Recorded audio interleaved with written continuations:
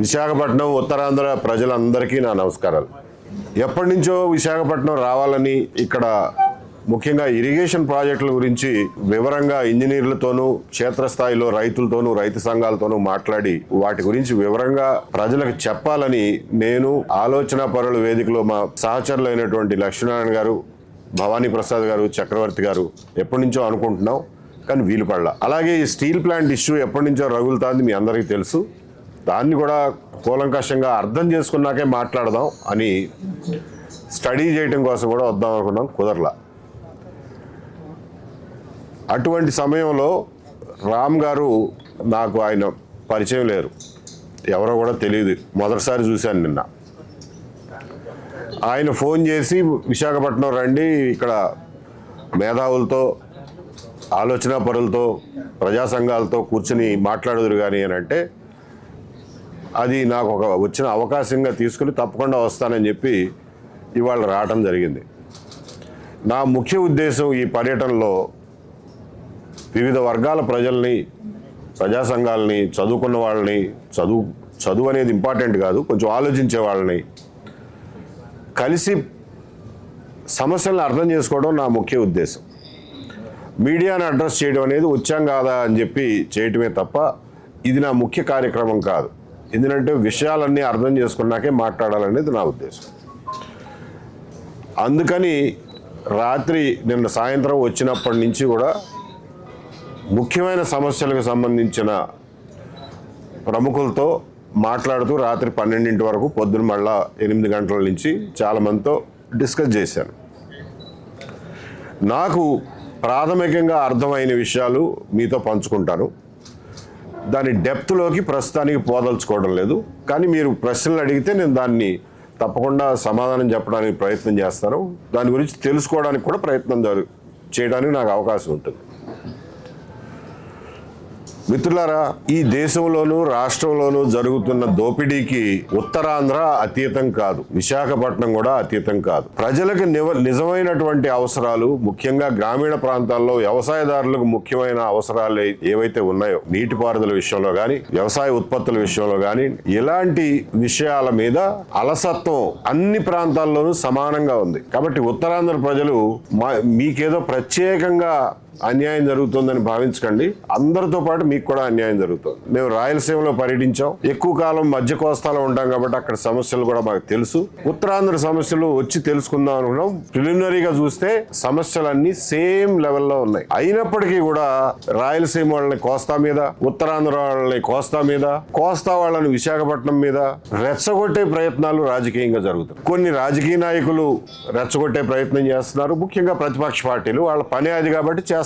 Social మీడియాకి పరిమితమైనటువంటి యువత, మిగిలిన వాళ్ళు కూడా ఈ పేపర్లో వచ్చింది, కంటికి కనిపించేది చూసి ఏదో ఒక ప్రాంతానికి ఒక ప్రాంతం వ్యతిరేకులు అన్న భావనలో కొట్టుకుపోయి వాళ్ళు ఒక అడ్డగోలు పోస్ట్ పెడితే ఇటువైపు నుంచి ఒక 10 అడ్డగోలు పోస్టులు, సోషల్ మీడియాలో కొట్లాటలు.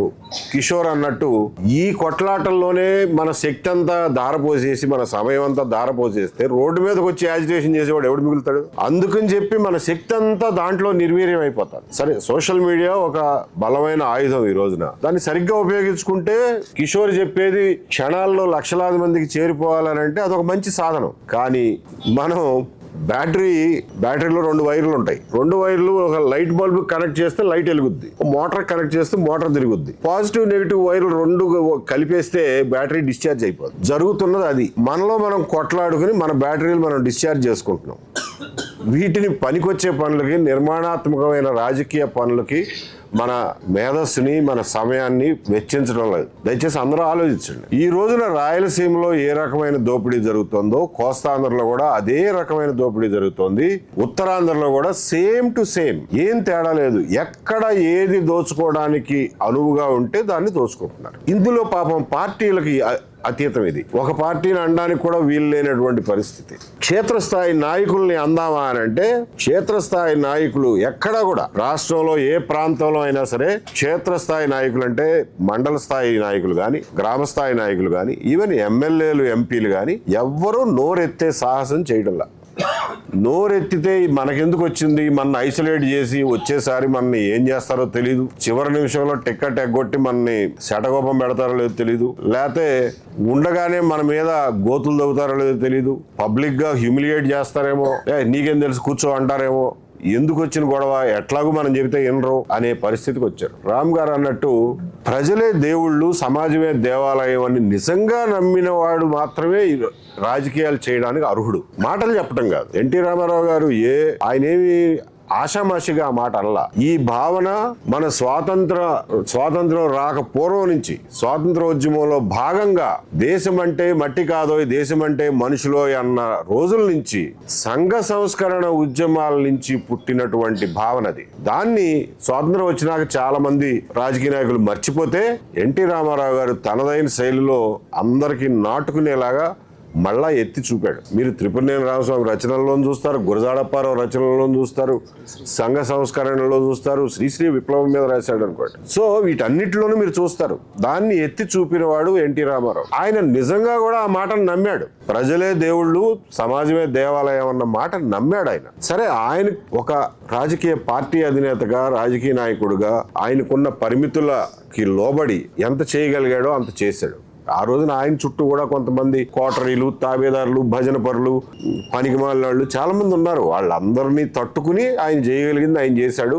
మహానుభావుడు వెళ్ళిపోయాడు. కాబట్టి ఈ రోజున ప్రజలే దేవుళ్ళు అని రాజకీయం చేసేవాడు ఎవడన్నా ఉన్నాడా అని చెప్పి మీరు వెతికి చూసుకోండి. అటువంటి వాళ్ళని రాజకీయ నాయకులుగా గుర్తించండి. మిగిలిన వాళ్ళని రాజకీయాన్ని ఒక వృత్తిగా చేపట్టిన మనుషులుగా మాత్రమే గుర్తించండి. అంతకు మించి వాళ్ళకి ఎక్కువ గౌరవం ఆపాదిస్తే మన గౌరవాన్ని మనం తగ్గించుకున్నట్టు. ప్రజలుగా మన గౌరవాన్ని మనం తగ్గించు. ఈ రోజున రాజకీయాలు ఎట్లా ఉన్నాయంటే, మేమే దేవుళ్ళం, వీళ్ళందరూ మా భక్తులు, నేను చెప్పినప్పుడు తప్పట్లు కొట్టడానికి మాత్రమే వాళ్ళు అర్హులు, అంతే తప్ప తిరిగి ప్రశ్నించే తాహతు, అర్హత, స్థాయి వాళ్ళకి లేవు అని నమ్మే రాజకీయ నాయకుల పరిపాలనలో గతంలో గాని ఇప్పుడు గాని మనం బతుకుతున్నాం. దాన్ని మనం ఒక్కసారి గుర్తించాలి. మన సిటీని మనం వెనక్కి తీసుకునే భావన మనలో కలగాలి. మన ప్రాంతాన్ని మనం తిరిగి మన చేతుల్లోకి తీసుకునే భావన, ఆ కోరిక మీలో కలగాలి. మన రాష్ట్రాన్ని మనం వెనక్కి తీసుకుందాం, మన రాజకీయాల్ని మనం వెనక్కి తీసుకుందాం, మన ప్రయోజనాల్ని మనం వెనక్కి తీసుకుందాం, మన భవిష్యత్తుని, మన పిల్లల భవిష్యత్తుని మనం వెనక్కి తీసుకుని మనమే నిర్దేశిద్దాం. అంతే తప్ప పొద్దున్నే లేచిన దగ్గర నుంచి వాళ్ళ దగ్గరికి పోయి దండం పెట్టి బాబు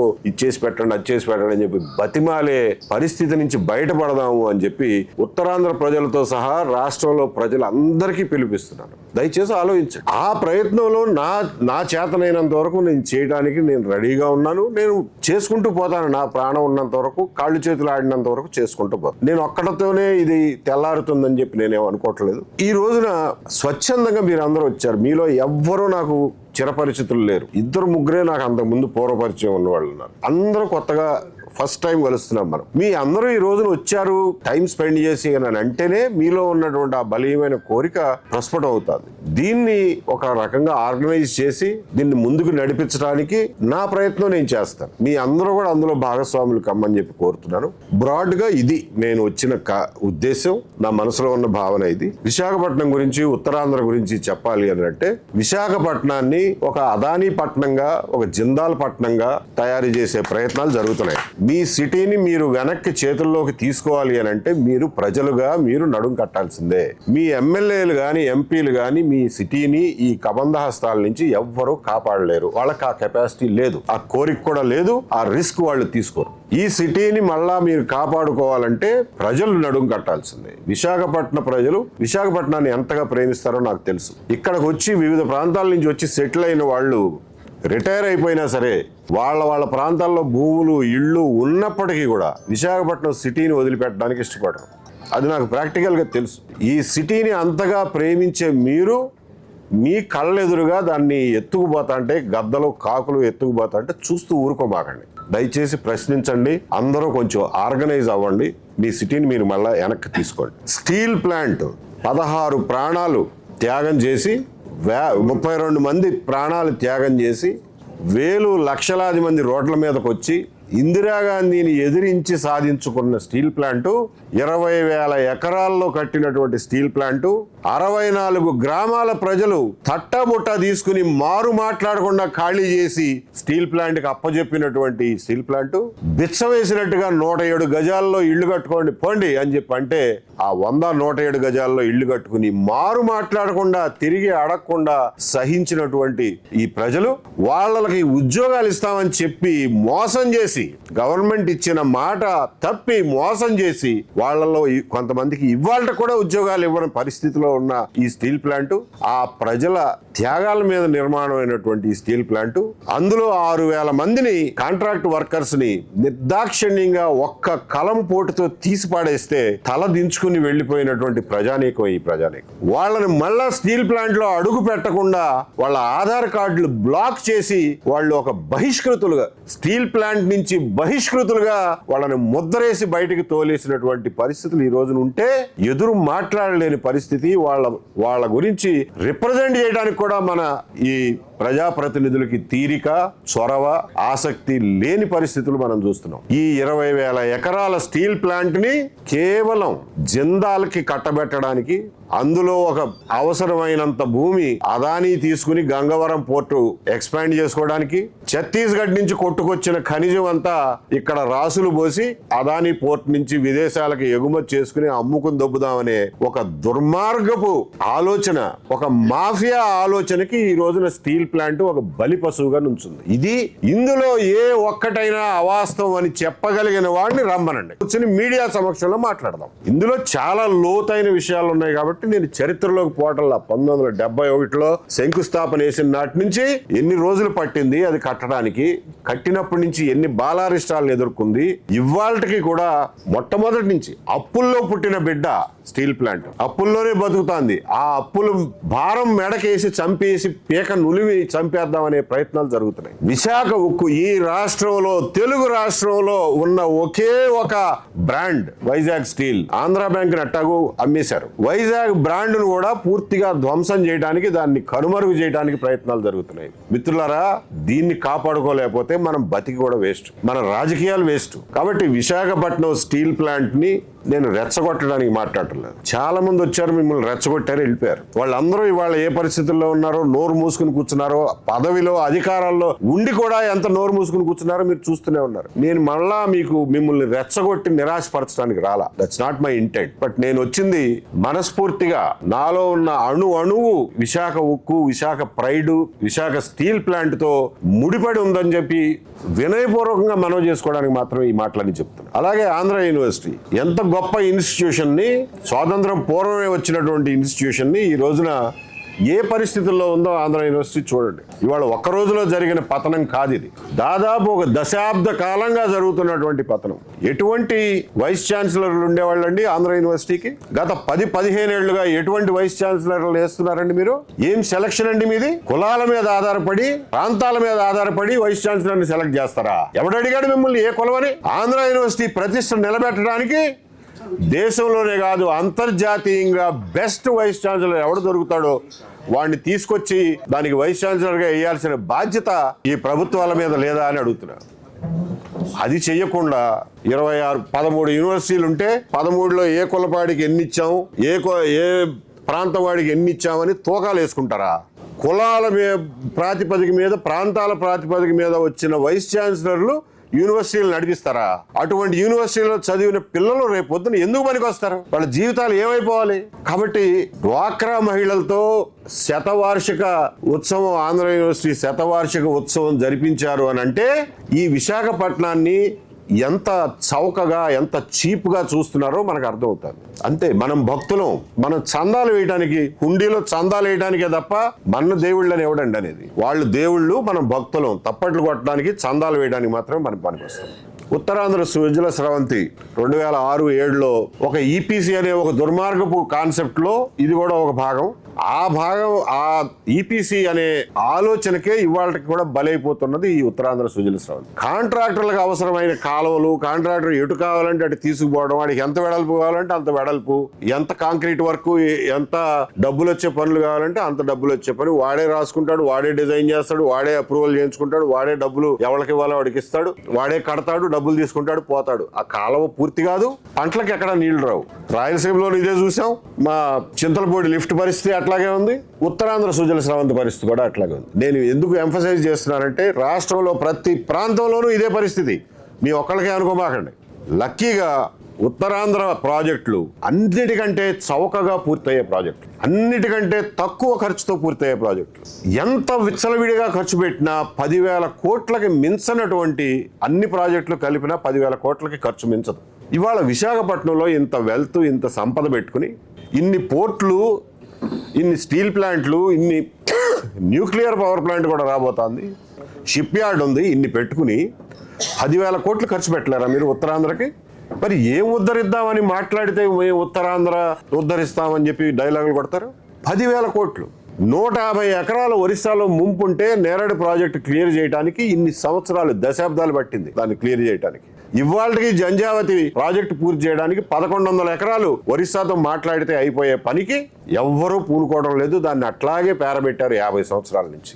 ఉత్తరాంధ్ర సుజల స్రవంతి మెయిన్ కెనాల్ తవ్వడం, డబ్బులు ఎత్తుకుపోవడం, కాంట్రాక్టర్లు పారిపోవడమే తప్ప దాని అలైన్మెంట్ ఏంటి? అసలు ఇది బెస్ట్ అలైన్మెంటా కాదా? దీనికంటే బెటర్ అలైన్మెంట్స్ ఉన్నాయా లేవా? ఎవడైనా కాలువలో నీళ్లు కిందకి తీసుకెళ్లి పైకి ఎత్తి పోసుకుంటాడా? పైనుంచి కాలువ తీసుకెళ్లి గ్రావిటీలో పోసుకుంటాడు. కానీ ఇదే పరిస్థితి రాయలసీమలోనూ కొన్ని ప్రాజెక్టుల విషయంలో ఉంది. గాలేరు నగల సుజల స్రవంతి పూర్తి చేయకుండా రాయలసీమ లిఫ్ట్ ఇరిగేషన్ 3,000 కోట్లు మెగా కృష్ణారెడ్డికి ఇచ్చి 3,000 కోట్లు రాయలసీమ లిఫ్ట్ ఇరిగేషన్ ముందు టేకప్ చేయమని చెప్పి వైసీపీ పార్టీ వాళ్ళు జిల్లాల వారీగా సమావేశాలు ఆర్గనైజ్ చేస్తున్నారు. మెగా ఇంజనీరింగ్ కంపెనీకి డబ్బులు సంపాదించి పెట్టడానికి వీళ్ళ రాజకీయ పార్టీలు పనికొస్తున్నాయి. అరే ఇది తప్పురా, ఇది కాదురా అని చెప్పే ఓపిక, ధైర్యం, ఆ చొరవ కూడా అధికార పార్టీలో కనపడటం లేదు. అది పరిస్థితి. ఆ రకంగా రాయలసీమ వాళ్ళని రెచ్చగొడతారు. అమరావతిలో 2 లక్షల కోట్లు పెట్టేస్తున్నారు, మేమందరం అడుక్కు తినాలా అని. అరే తప్పురా నువ్వు మాట్లాడేది, 2 లక్షల కోట్ల నీ మొహం ఎక్కడుంది? 2 లక్షల కోట్లు అదేదో వాళ్ళ అప్పు వాళ్ళు తెచ్చుకుని వాళ్ళ అప్పు వాళ్ళు తీర్చుకుంటున్నారు అని చెప్పే సాహసం కూడా, చెప్పే చొరవ కూడా వీళ్ళు తీసుకోరు. ఎందుకంటే రాయలసీమ వాళ్ళు, వీళ్ళు ఉత్తరాంధ్ర వాళ్ళు కొట్టుకు చస్తా ఉంటే మనకి మంచిది, టాపిక్ డైవర్ట్ అవుతుంది. సోషల్ మీడియాలో వీళ్ళందరూ ప్రజలు ఒకళ్ళ మీద ఒకళ్ళ విషం జింపుకుంటా ఉంటే మనం చేసే పనులు సాఫీగా చేసుకోవచ్చు. మనెవడు ప్రశ్నించే ఓపిక గాని టైం గాని ప్రజల దగ్గర మిగలకుండా చేయాలనే కుట్రలో భాగం ఇది. కాబట్టి ప్రజలారా దయచేసి కళ్ళు తెరుచుకుని చూడండి ఏం జరుగుతుందో. 99 పైసలకి విశాఖపట్నంలో భూములు ఇస్తామంటారు.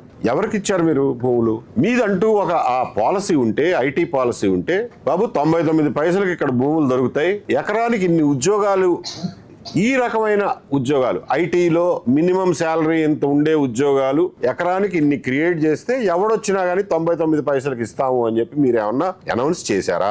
చేయలేదుగా. మీరు తెరచాటును కూర్చుని ఎవరికీ కనపడకుండా TCS తో మాట్లాడుకున్నారో, ఒక అమెరికా కంపెనీతో మాట్లాడుకుని వచ్చి అనౌన్స్మెంట్ చేస్తున్నారు అంతే. 99 పైసలకి ఇన్ని ఎకరాలు TCS కి ఇస్తున్నాం. పనిలో పనిగా సందట్లో సడేమియాలాగా మాకు తెలిసిన వాళ్ళకి ఇంకొకళ్ళకి కూడా 99 పైసలకే ఇచ్చేస్తున్నాం.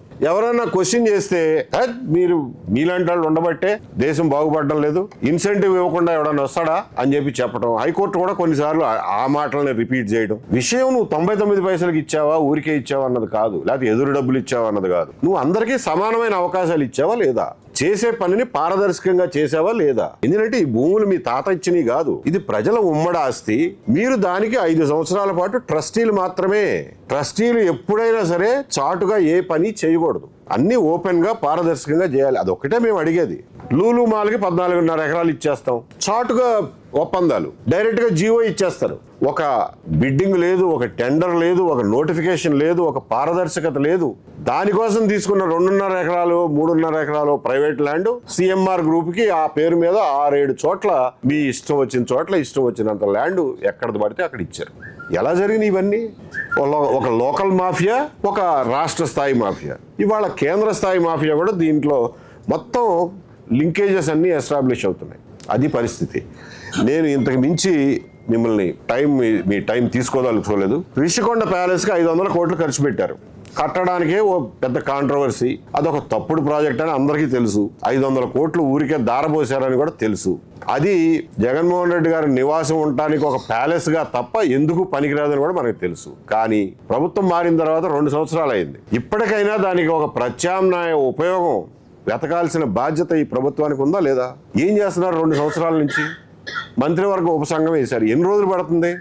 ఆ వచ్చిన కంపెనీలకి ఆ టీసీఎస్కో ఇంకొకరికో పోయి ప్రస్తుతానికి వాడుకోండి, దీంట్లో ఉండి ముందు ఉద్యోగాలు తీసుకురండి, ముందు మా పిల్లల్ని కూర్చోబెట్టి ఉద్యోగాలు చేపించండి అని చెప్పొచ్చుగా. లేదంటే కేజీహెచ్ని ఎక్స్టెన్షన్ చేయండి, ఎక్స్టెన్షన్ చేయండి, ఒక సూపర్ స్పెషాలిటీ హాస్పిటల్ వింగ్గా వాడుకోండి, అందులో ఒక మెంటల్ హాస్పిటల్ బ్లాక్ కూడా పెట్టండి. ఏమీ చేయకుండా అంటే వాళ్ళు చేసి పోయినవన్నీ వదిలేసాం, మేము ఎక్కడ అవకాశాలు ఉన్నాయో మేము వెతుక్కుంటాం అనే పరిస్థితికి ఈ రోజున వచ్చారు. అదానీ గూగుల్ డేటా సెంటర్ గురించి 2 ముక్కలు నాకు తెలిసింది చెప్తాను. ప్రజల్లో కొన్ని అనుమానాలు తీరతాయని చెప్పి ఆశిస్తున్నాను. అదానీ పరిస్థితి ఎలా ఉందంటే ఈ రోజున దేశంలో అదానీ అడిగితే కాదనే ప్రభుత్వం ఏది ఈ రోజున మిగల్లా. ఏమన్నా ఉంటే గింటే నా ఈవెన్ ప్రతిపక్ష పార్టీలు రూల్ చేసిన దగ్గర కూడా నా ఉద్దేశంలో వాళ్ళు కాదనే పరిస్థితిలో లేరు. అదానీ కేసు వస్తే దాన్ని సత్వరం ఒక కొలిక్కి తీసుకొచ్చే ధైర్యం కూడా చాలా కోర్టులు కోల్పోయినాయి. 2017-18లో అదానీ ఒక డేటా సెంటర్ పెడతాను, 80,000 కోట్ల వరకు పెట్టుబడులు పెడతాం, ఓవర్ పీరియడ్ ఆఫ్ టైం, ఒక్కసారే కాదు పెడతాము అని అంటే ఎంతో భూమి ఆ రోజున స్టేట్ గవర్నమెంట్ అలాట్ చేసింది. జగన్మోహన్ రెడ్డి గారు వచ్చిన తర్వాత దాన్ని క్యాన్సిల్ చేసి మళ్ళీ డీల్ కొత్తగా మాట్లాడుకుందాం అన్నారు. ఆ డీల్లో భాగంగా 2023లో అప్పటికి కూడా అదానీకి గూగుల్కి పెద్ద సంబంధం లేదు. అంటే గూగుల్ వస్తుందనే నమ్మకం ఆయనకుందో లేదో తెలియదు, కానీ ప్రజలకైతే తెలియదు. మళ్ళా ఒక డేటా సెంటర్ ఇంట్రెస్ట్ పెరుగుతోంది, ఆర్టిఫిషియల్ ఇంటెలిజెన్స్ ఇంట్రెస్ట్ పెరుగుతోంది ప్రపంచవ్యాప్తంగా అని చెప్పి ఒక స్ట్రాటజిక్గా చూసుకుని అదానీ వాళ్ళు డేటా సెంటర్ పెట్టడానికి మళ్ళా జగన్మోహన్ రెడ్డి గారితో తెరచాటు ఒప్పందాలు చేసుకుని దానికి భూమి పూజ అది చేశారు. అది జరిగిపోయింది. 2024-25లో ఒక్కసారే మీకు ఆర్టిఫిషియల్ ఇంటెలిజెన్స్ భూమి వచ్చింది. ఆ భూమి వచ్చినప్పుడు డేటా సెంటర్స్ పెట్టాల్సిన అవసరం వచ్చింది. పెద్ద ఎత్తున డేటా సెంటర్స్ అవసరం పడినప్పుడు రెడీగా అప్పటికే గ్రౌండ్ ప్రిపేర్ చేసుకున్న అదానీ ఒప్పందాలు, ఈ రాష్ట్ర ప్రభుత్వం కుదుర్చుకున్న ఒప్పందాలు దానికి పనికొచ్చినప్పుడు వీళ్ళు అప్రోచ్ అయ్యారో గూగుల్ అప్రోచ్ అయిందో మొత్తానికి ఇద్దరికి కలిసింది. ఆ రకంగా గూగుల్ వచ్చి సరే మేము వాడుకుంటాం, మీరు డేటా సెంటర్ కట్టండి అని అంటే ఇవాళ డేటా సెంటర్ కట్టించే బాధ్యత అదానీది, టెనెన్సీ లీజుకి తీసుకునే బాధ్యత గూగుల్ది. అది ఒప్పందం. కాబట్టి ఇందులో నేను తెచ్చానంటే కొట్లాడు సావటం కాదు. దానివల్ల మనకి ఏంటి ఉపయోగం, మంచి ఏంటి చెడు ఏంటి అని ఆలోచించడం విజ్ఞుల లక్షణం. కాబట్టి ప్రజలుగా మనం ఆలోచించాల్సింది ఏంటంటే ఈ డేటా సెంటర్ 1 గిగావాట్ అంటే 1000 మెగావాట్స్ 1000 మెగావాట్ల సామర్థ్యం ఉన్నటువంటి డేటా సెంటర్ అది. దాంట్లో ఏం ఒప్పందం చేసుకున్నారో తెలియదు. చాలా రాయితీలు ఇచ్చారు. సుమారుగా 30,000 కోట్ల రూపాయలు ఖరీదు చేసే రాయితీలు ఇచ్చారు. ఒక్క రోజులో కాకపోయినా over a period of time 30,000 కోట్లు రాయితీలు. దానికి 1 గిగావాట్ పవర్ కావాలి, అంటే 1000 మెగావాట్లు. అంటే విశాఖపట్నం సిటీ మొత్తానికి ఎంత కరెంట్ అయితే అవసరం అవుతుందో ఒక్క గూగుల్ అదానీ డేటా సెంటర్ ఆ ఒక్కటే అంత కరెంట్ లాగుద్ది. ఈ విషయం మనం ఒకసారి తెలుసుకుని మైండ్లో పెట్టుకోండి. దానికి కరెంటు ఏ రేటుకి అమ్ముతారో మనకు తెలియదు, మనకు చెప్పరు. మీ కరెంట్ మీరు తయారు చేసుకోవచ్చు, మీ అంతటా మీరే ఒక డిస్కామ్గా ఉండొచ్చు అని చెప్పి కూడా మన జీవోలు ఇచ్చారు.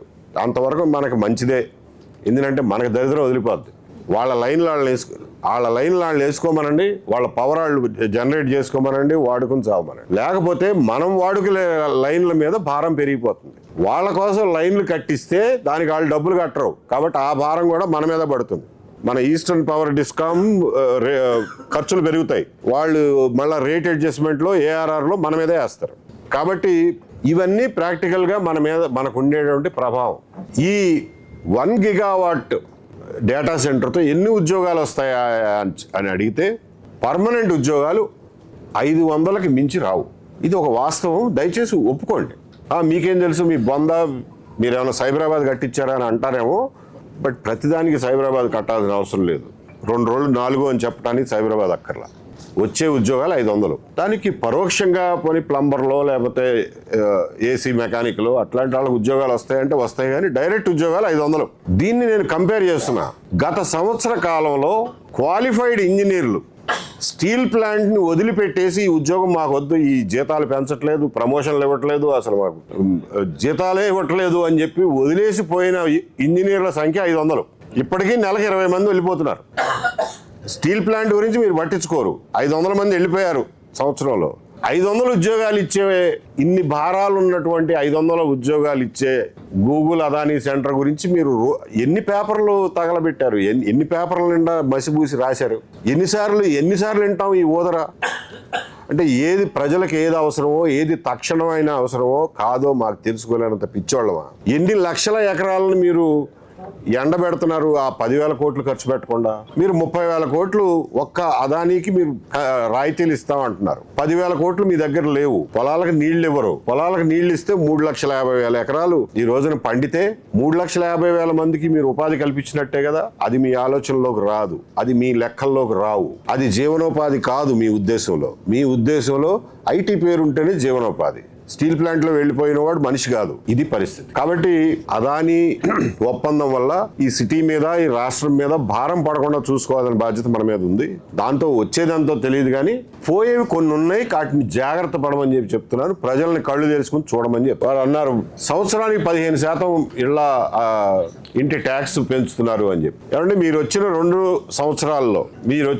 సంవత్సరాల్లో గవర్నమెంట్ రెవెన్యూ ఎంత పెరిగిందండి? జిఎస్టీ ఎంత పెరిగింది? ఎస్జిఎస్టీ, స్టేట్ జిఎస్టీ ఎంత శాతం పెరిగింది? ఇవాళే ఫిగర్స్ చెప్తున్నారు. కిందటి సంవత్సరంతో పోలిస్తే ఈ సంవత్సరం ఈ క్వార్టర్లో 1% జిఎస్టీ తగ్గింది. మీకు నార్మల్ గా 6-7% ద్రవ్యోల్బణం ఉంటుంది. అంటే కిందటి సంవత్సరం మీరు 100 రూపాయలకి కొన్న కూరగాయలు ఈ సంవత్సరం 106 రూపాయలు, 107 రూపాయలు అవుతాయి. అది ద్రవ్యోల్బణ లక్షణం. కాబట్టి ప్రతి కొనుగోలు మీద మీకు ట్యాక్స్ 6% న్యాచురల్ గానే పెరగాలి. జిఎస్టీ 6% పెరిగిందంటే మీరు ద్రవ్యోల్బణాన్ని బ్యాలెన్స్ చేసినట్టు, అంతేగాని మీ పెరిగినట్టు కాదు. పెరగకపోగా 1% తగ్గింది అని అంటే మీ పెర్ఫార్మెన్స్ ఎట్లుందో, ఈ స్టేట్ ఎకనామిక్ పెర్ఫార్మెన్స్ ఎట్లుందో మన అందరికి కనబడుతుంది. ఒక పక్కన స్టేట్ ఎకనామిక్ పెర్ఫార్మెన్స్ ఎట్లుంటే సంవత్సరానికి 15% ఇంటి పన్ను పెంచడానికి ఏమైనా రేషనల్ ఉందో చెప్పండి? ఏ రకంగా సమర్థించుకుంటారు దాన్ని? సరే, ద్రవ్యోల్బణానికి ఈక్వలెంట్ గా 6-7% పెంచామంటే అర్థం ఉంది. అద్దె ఎవడన్నా 15% పెంచుతున్నాడా? మరి ఈ ఇంటి ఓనర్లందరినీ మీరు వాళ్ళ రక్తం పిండేసి మొత్తం వాళ్ళని రోడ్డు మీద నిలబెడదామని మీ ఆలోచన. అంతకు మించి ఏం లేదు. ఇంకొకటి, ఉత్తరాంధ్ర ప్రజలు నార్మల్గానే కొన్ని ఏరియాల్లో ప్రజలు అగ్రెషన్లో డిఫరెన్సెస్ ఉంటాయి, అందులో తప్పేమీ లేదు. ఉత్తరాంధ్ర ప్రజలు చాలా సాత్వికులు, చాలా మృదువైన మనుషులు. ఇలాంటి చోట ఏదన్నా కష్టం కలిగితే పొల్యూషన్ వల్ల కానీ, పారిశ్రామిక వాడల వల్ల కానీ, లేకపోతే భూ నిర్వాసితుల వల్ల కానీ, ల్యాండ్ ఎక్విజిషన్ల వల్ల కానీ ఏదన్నా కష్టం కలిగితే రోడ్డు మీదకి వచ్చి ఆందోళన చేయటం సహజం. అది ఒక రాజకీయ హక్కు, ప్రజాస్వామిక హక్కు. ప్రజల తరఫున పోరాడే హక్కు కూడా రాజకీయ పార్టీలకి, ప్రజా సంఘాలకి, నాయకులకి ఉంది. అటువంటి నాయకుడైనటువంటి అప్పలరాజు గారిని ఎప్పుడో భూమిలో పాతేసి కప్పెట్టేసిన పీడీ యాక్ట్ ని బయటికి తీసి ప్రివెంటివ్ డిటెన్షన్ చట్టం కింద అప్పలరాజు గారిని పీడీ యాక్ట్ కింద జైలు పాలు చేయడం అనేది చాలా అప్రజాస్వామికం. ఇది రాబోయే కాలంలో ప్రభుత్వాల యొక్క దమనకాండకి, ప్రభుత్వాల యొక్క అణచివేతకి దీన్ని ఒక సూచనగా భావించాలి. ప్రజలు, ప్రజా సంఘాలు అందరూ కూడా దీన్ని నిరసించడానికి, ఎదుర్కోవడానికి, దానికి తగిన అవసరమైతే మనం మూల్యం చెల్లించడానికి కూడా మనం సిద్ధంగా ఉండాలి. ఈ అప్రజాస్వామిక విధానాలని ఎట్టి పరిస్థితుల్లోనూ అలౌ చేయకూడదు. అంటే నువ్వు వచ్చి మా జేబులు కొట్టేస్తావు, మా కడుపు కొట్టేస్తావు, మా రక్తం పీల్చేస్తావు, మేము కుయ్యని అరవడానికి కూడా మాకు హక్కు లేదనమాట. కుయ్యని అరిస్తే పీడీ యాక్ట్ పెడతావా? ఇదే మీ పరిపాలన? ఇదే మీ ప్రజాస్వామ్య స్ఫూర్తి? కాబట్టి మళ్ళొక్కసారి ఉత్తరాంధ్ర ప్రజలకి, విశాఖపట్నం ప్రజలకి మనవి చేసేది ఏంటంటే, సమస్యలు అన్ని చోట్ల ఉంటాయి కానీ విశాఖపట్నానికి ముఖ్యంగా స్టీల్ ప్లాంట్ ని కాపాడుకోవాల్సిన బాధ్యత విశాఖపట్నంలో ప్రతి ఒక్కరికి ఉంది. ఆంధ్రప్రదేశ్ రాష్ట్రంలోనే ప్రతి ఒక్కరికి ఉంది. విశాఖపట్నం ప్రజలకి మరీ ముఖ్యంగా ఉంది, ఉత్తరాంధ్ర ప్రజలకు కూడా ఉంది. ఈ రోజున స్టీల్ ప్లాంట్ ని కబ్జా చేయాలని జిందాలు, స్టీల్ ప్లాంట్ లో ల్యాండ్ ని కబ్జా చేయాలని అదానీ, ఈవెన్ మన వైజాగ్ పోర్టును కూడా నిర్వీర్యం చేసే ప్రయత్నాలు జరుగుతున్నాయి. వైజాగ్ పోర్ట్ లో ఏదైనా కొత్తగా టెండర్, ఒక వర్క్ ఉంది, ఈ బెర్త్ బాగు చేయాలి, లేకపోతే ఇక్కడ రిపేర్ చేయాలి, టెండర్ పిలుస్తారు. టెండర్ పిలిస్తే అదాని ఫ్రెండ్స్ టెండర్ వేసి వాళ్ళకి రాదు. ఫర్ ఎగ్జాంపుల్ దాన్ని లిటిగేషన్ లో పెడతారు, హైకోర్టుకి వెళ్ళి స్టే తీసుకొస్తారు. ఇక్కడ పని జరగదు, టెండర్ ఎవరికి ఇవ్వడానికి వీల్లేదు, ఎందుకంటే స్టేలో ఉంది, పని జరగదు. అంటే మన వైజాగ్ పోర్టుని క్రమక్రమంగా ఈ రకంగా ఒక పద్ధతి ప్రకారం నిర్వీర్యం చేసి దాన్ని కూడా చంపేసే ప్రయత్నాలు జరుగుతున్నాయి. ఎందువల్లనంటే స్టీల్ ప్లాంట్ ఉంటే జిందాల్కి సౌత్ ఇండియాలో జిందాల్ అనే కంపెనీ స్టీల్ మేకింగ్ లో వాళ్ళు మొనపలి, వాళ్ళకి అడ్డున్నదల్లా కేవలం వైజాగ్ స్టీల్ మాత్రమే. వైజాగ్ స్టీల్ ని అడ్డు తొలగించుకుంటే జిందాల్ స్టీల్ కి సంవత్సరానికి కనీస పక్షంలో 3,000 నుంచి 4,000 కోట్లు ఎక్కువ లాభాలు వస్తాయి. ఆ 3-4,000 కోట్లు రాకుండా ప్రజల్ని ఎక్కువ రేట్లకు స్టీల్ అమ్మకుండా కాపాడుతున్నది విశాఖపట్నం స్టీల్ అడ్డు తొలగించుకోవాలని ఆ ప్రయత్నం జిందాల్. వైజాగ్ పోర్టును అడ్డు తొలగించుకుంటే గంగవరం పోర్టు ఒకే ఒక పోర్టు అయిపోతుంది, మోనోపలి సాగించవచ్చు అని చెప్పి అదానీ ప్రయత్నం. ఈ 2 గద్దల నుంచి వైజాగ్ కి ప్రాణాధారాలైనటువంటి ఈ ఇన్స్టిట్యూషన్స్ ని కాపాడుకునే బాధ్యత మంది. మనం ఎన్నుకున్న పాత కొత్త రాజకీయ పార్టీలు మనల్ని కాపాడుతాయని అనుకుంటే అది మన భ్రమ. ఆ భ్రమల నుంచి బయటకు వచ్చి దీనికి ప్రజలుగా మనమే ఎలా నడుము బిగించాలో ఆలోచించమని చెప్పి మీ అందరికీ విన్నవించుకుంటూ, వచ్చిన మీ అందరికీ, పిలిచిన వారికి అందరికీ కృతజ్ఞతలు తెలియజేసుకుంటూ సెలవు తీసుకుంటున్నాను. నమస్కారం.